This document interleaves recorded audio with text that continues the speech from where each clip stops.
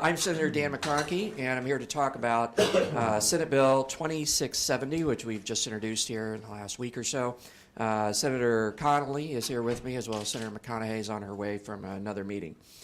I want to give a little bit of background in regards to the way our property tax system works in this state in order to explain what this bill is and how it is. So around 1990, we did a property tax cap in all of the collar counties. I think it was 1994 that was extended to Cook County, and then other counties across the state were allowed to become what is called a PTEL county, a property tax extension limitation law. They were allowed to become a PTEL county if they so wanted to, if they so voted to do so.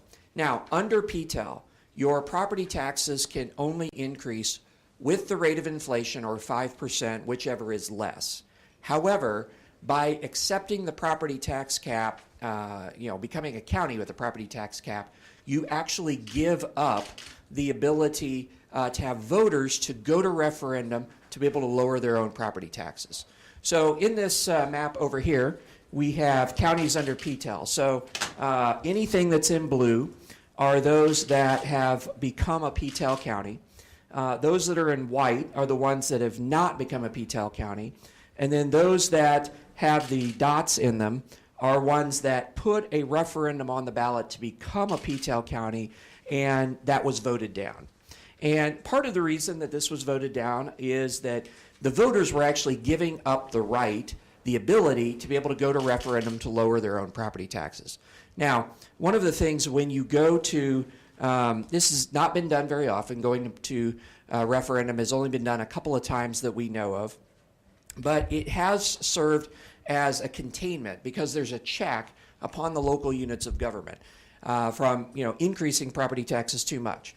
And so what we did is we went back and we had a legislative research unit. Hopefully you can get this in the picture.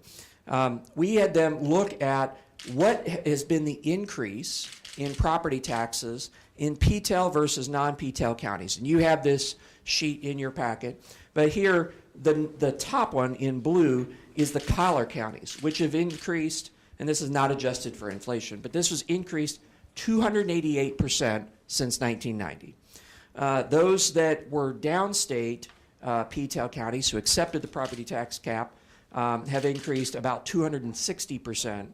And then you see non-PTEL counties are actually down around 221%. Now, Cook County's lower, but Cook County's very unusual in that it's the only county that has the classification system, which actually treats industrial and residential very differently. And in your packet, there's actually two different charts, one of which shows the increase in residential property taxes versus in the different counties, and another one that does commercial industrial, so that you can see. Actually, it's very interesting, if I remember correctly on the map, what in Cook County you actually see I think the lowest. Let me turn it over here.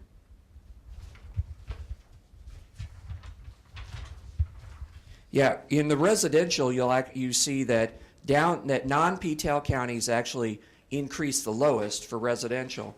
But if you go to the chart that is commercial industrial, Cook County is way below what other counties have been. So that is the explanation as to part of why this is. Some of this may have to do with the Bureau's assessments and how much the industrial actually pays to have this significantly lower percentage.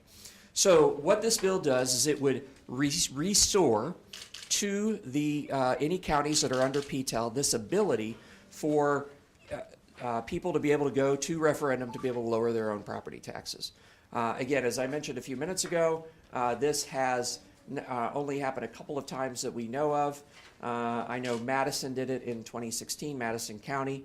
They dropped the reduced funds for general county purposes from 0.25 to 0.2%. And Collinsville Recreational District in 2013, they reduced 3 separate levies that the recreational district was using. And we can get you that information if you're interested. So this is simply trying to restore to people the ability to be able to keep out of control local governments in check without having to go all the way through the process of trying to elect a majority of people onto the board in order to reduce the levies.